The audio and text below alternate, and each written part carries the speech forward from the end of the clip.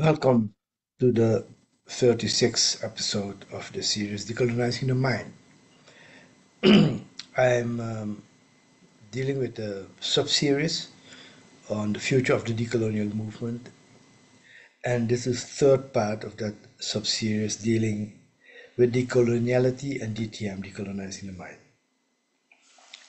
Now, the last few decades, we've seen a flurry of you know, internet websites, Facebook pages, books, publications on decoloniality. And today I will discuss the contribution of it, the deficiencies, and the next step in the decolonial movement. Now, let me start with acknowledging the contribution of the decoloniality movement. Decoloniality is different from decolonization. Decolonization deals with the political and economic aspects of the independence of the former colonies, while decoloniality looks into the structure of culture and knowledge, and starts with the recognition that there's another side of modernity. So critique on the concept of modernity was seen as progress, rationality, and they say there's another side of it, which is genocide and racism, etc. That's a good thing that decoloniality came up with. The acknowledgement that colonialism has a cultural dimension besides the economic and political dimension was another important contribution, and then more specifically that this cultural dimension was expressed in knowledge production. So it's a critique of the knowledge produced by modernity, by basically the European Enlightenment. And then they added the elements of a critique of the nation state and a critique of the lack of the acknowledgement of racism and importance of the acknowledgement of race and racism. And these are really important contributions that they made. But yet still I have problems and a critique of decoloniality. And it is first that it's not comprehensive. As in my judgment, people might think otherwise, but in my judgment, it's not comprehensive. There's no decolonial economic or political theory. There's no decolonial math or decolonial biology.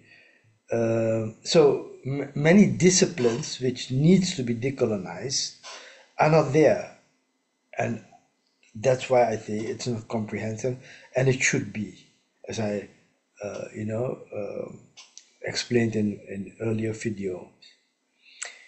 It's not coherent. You could have decolonial feminism, and yet you could have, as I put in my book, a critique of feminism. And that tells you that there's not a coherent decolonial theory. There are specific theories which can contradict each other. And the same goes with intersectionality, for example. Many intersectionalists see themselves as decolonial. Obviously, they have the right to do that, and I have the right to criticize it. And so the lack of coherence is one of the problems with decoloniality.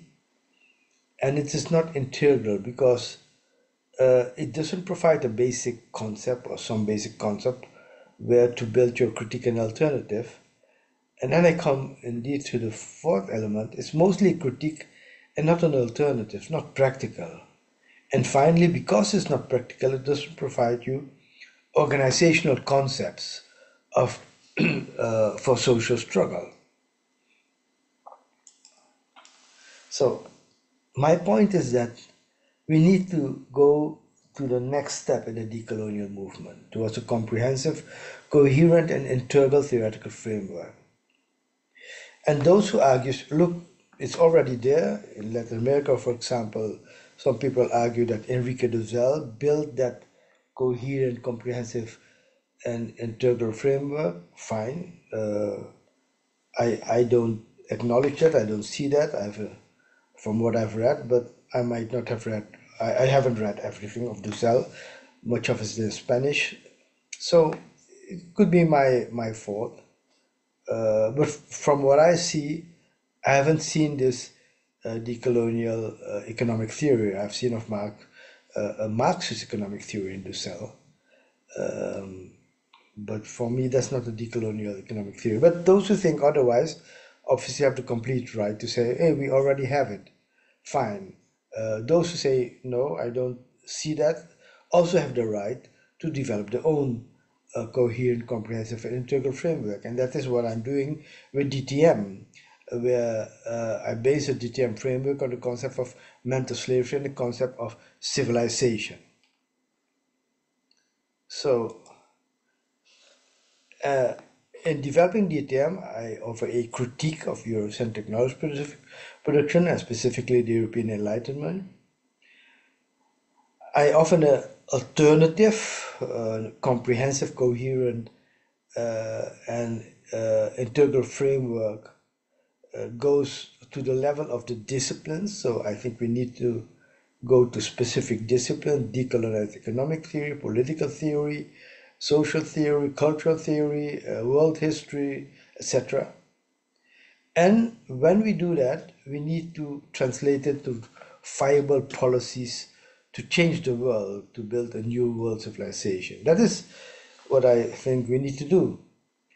Now, in decolonizing a discipline, I argue that we need 5 steps.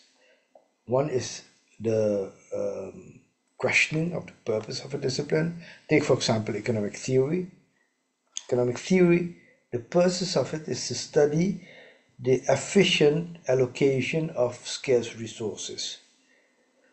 That is the thing. But you could have economic theory, like an Islamic economic theory or Buddhist economic theory, where the purpose of the theory is to develop a just production, distribution, and consumption of resources. It is about justice, not about efficiency. So that's the first thing, questioning the purpose of the discipline. The second thing is isolating the basic concepts that are used in a discipline. I mentioned the basic concept was optimal allocation of scarce resources. And if you say it is about justice, then ethics come into play. What kind of ethics is the basis of the economic discipline? Then we look into what new concept can we think of when we want to reconstruct a discipline. So how does the study of economics look like when you take justice as the basis for developing economic theory? So then in the classical economics, you have concepts like the market, like price formation, what is the optimal price, what's the optimal level of production and consumption, etc. But when you take justice, then you might have new concepts. Basically, in Islamic theory, they have the concept of interest being haram. So you can't use interest as a concept in developing finance of an economy. So you have different ideas. And then you go to online the methodology of the disciplines. In the European Enlightenment, they use the same methodology for natural sciences and social sciences. If we reconstruct economic theory, how does the methodology will look like? Is it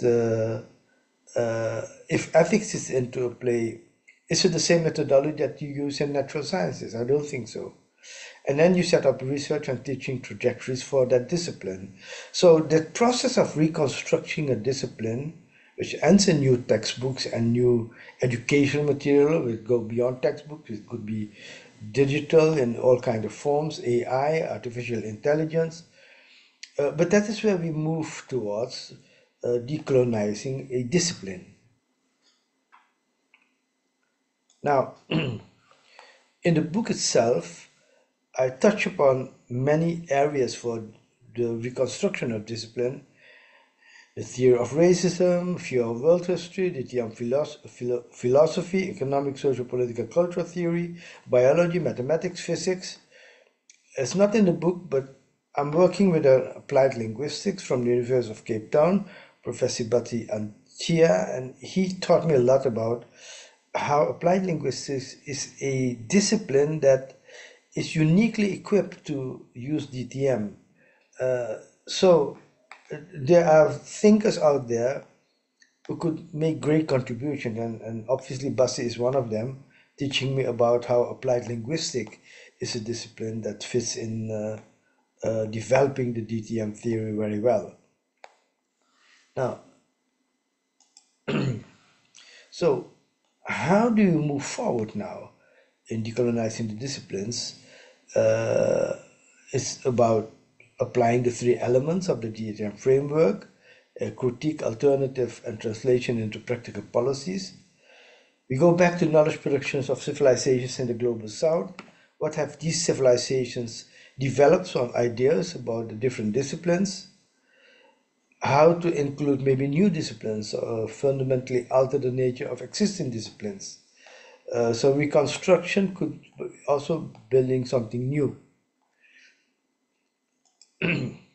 Now, this is a big thing for the future. I will devote the rest of my life, I think, in decolonizing the disciplines. Obviously, working with many other specialists in those fields. I'm looking forward to it. So you could look into the book and the different chapters that deals with the different disciplines. If you want to download the PDF, you can do it through the website soundherhere.com. If you want to support the channel, subscribe to it, share it with friends, families, and colleagues, and encourage them to subscribe. Get involved in discussion groups, and if you want to make a donation, go to soundherhere.com to see how you can do that. Thank you for your attention, and see you next week.